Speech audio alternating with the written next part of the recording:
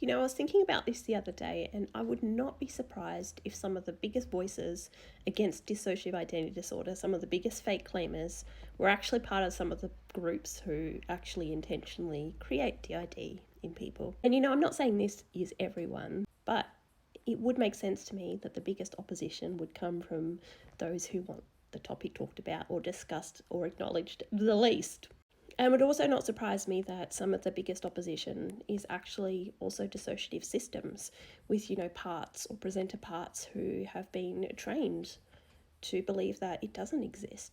Like, it wouldn't surprise me if there are systems who fully believe that DID doesn't exist, because this helps prevent internal communication and internal awareness between parts, and it helps protect the organisations and the perpetrators and the cults and groups who actually, you know, have instigated and caused this.